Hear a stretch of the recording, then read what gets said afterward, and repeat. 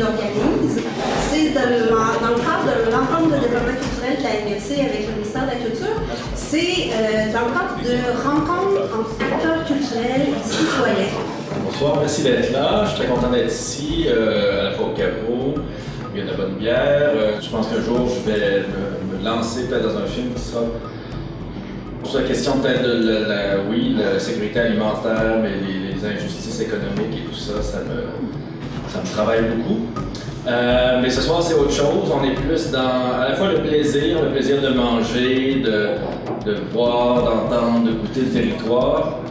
Puis c'est un projet que j'ai fait donc pas cet été bien sûr, l'autre été d'avant, où j'ai suivi 3 chefs que vous allez découvrir ou redécouvrir dans leur quête d'une cuisine et d'une gastronomie identitaire. On pourra en discuter après, là, prendre quelques minutes. Donc bon film et puis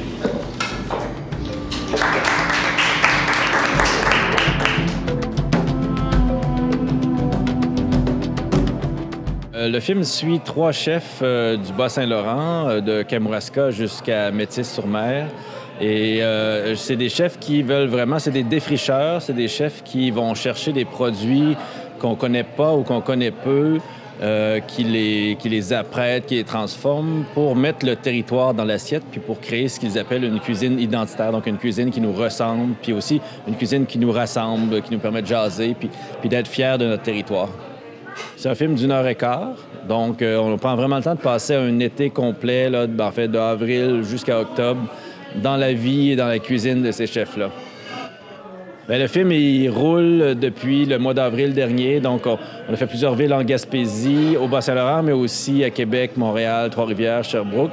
C'est ça, il est sorti à Montréal officiellement il y a 2 semaines maintenant. Puis, on a des demandes déjà pour janvier, février prochain. Il y a vraiment une curiosité face au message que portent ces chefs-là. Il va être diffusé dans la région. Il va y avoir Saint-Germain-de-Kamouraska en février. Et puis, en bout de piste, le film va être présenté à Radio-Canada quelque part avril prochain, je pense. Il y a un couple dans le film. Donc, il y a le chef Kim Côté, qui est chef propriétaire chez Côté S à Kamouraska, et puis sa conjointe Perle, donc qui est copropriétaire. Eux, je les connais depuis pratiquement la fondation, la création de leur restaurant. Puis j'étais vraiment à la fois impressionné puis optimiste face à ce qu'ils faisaient, à la mission qu'ils s'étaient donnée de mettre en valeur les produits du Bas-Saint-Laurent, puis d'amener une espèce de communauté de maraîchers, de pêcheurs, d'éleveurs, etc. Donc, il y a 2 ans à peu près, je me suis dit, j'ai envie d'explorer davantage cette question-là. J'avais fait un film sur les cabanes à patates, les cantines. Donc, ça fait partie de notre histoire, notre paysage aussi. Mais là, je voulais aller ailleurs, donc vers la gastronomie. Mais une gastronomie qui nous permet justement éventuellement avoir ces produits-là aussi dans nos assiettes, chez nous, dans nos frigos. Il y a des trucs qui sont moins accessibles, mais il y en a que les champignons sauvages, certaines viandes, etc. Donc, je suis parti avec Kim et Perle, puis Colombe Saint-Pierre, je la connaissais aussi, je connaissais sa philosophie.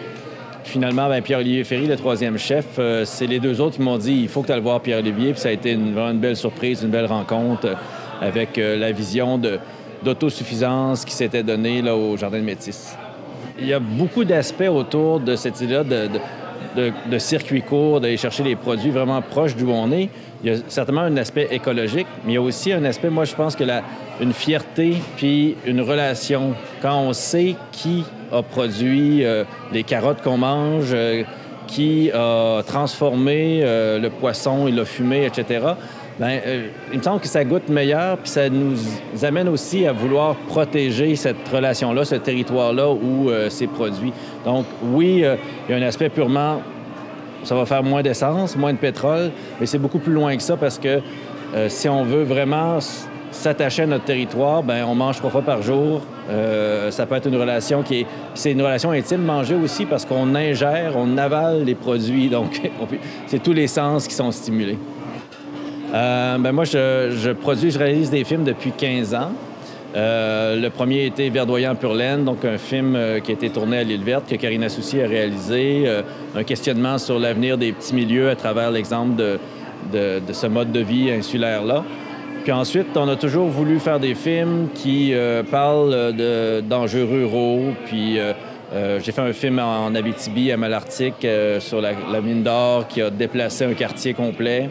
Donc, on suivait le grand bouleversement que les gens vivaient dans cette ville-là. Puis aussi, je veux aussi montrer que, bon, il y a des combats, il y a des luttes, mais ce que je mets en avant-plan, c'est beaucoup des résistants. J'ai fait un court-métrage sur 2 petites cabanes à sucre avec donc les propriétaires qui tiennent ces petits lieux-là conviviaux à bout de bras. Tout comme j'ai fait avec les femmes qui sont les propriétaires des cantines que j'ai filmées.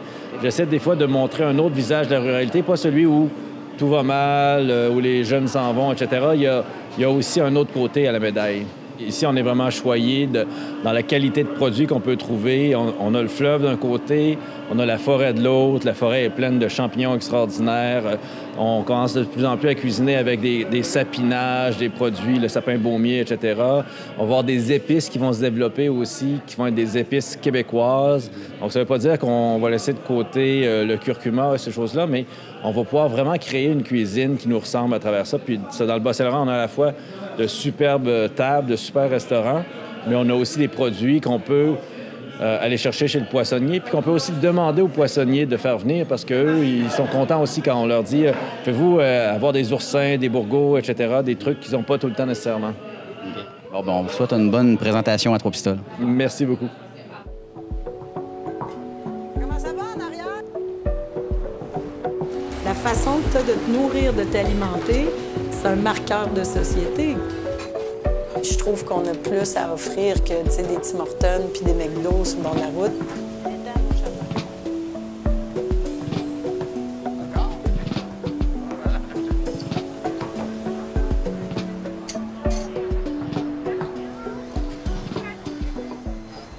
Au niveau du grill, ce soir, qu'est-ce qu'on a de spécial? Gigot de chevreau, on en a un. Gigot de chevreau, on se souvient que le chevreau, c'est vraiment une exclusivité régionale. Chevreau de lait. Ferme de Lens à Rivière-Ouelle, donc c'est vraiment un produit à découvrir. Fenouil bronze, ça c'est vraiment, vraiment bon. Là. Un fenouil, mais c'est sucré, là. Ça doit être 4 ou 5 fois plus sucré que n'importe quel autre fenouil. Les fleurs sont splendides. Wow, regarde ça quand c'est beau!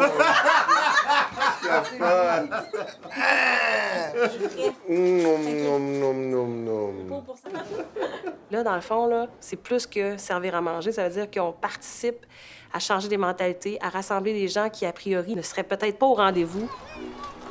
C'est gros, là. C'est toute une révolution là, qui est en train de se préparer dans le domaine de l'alimentation au Québec.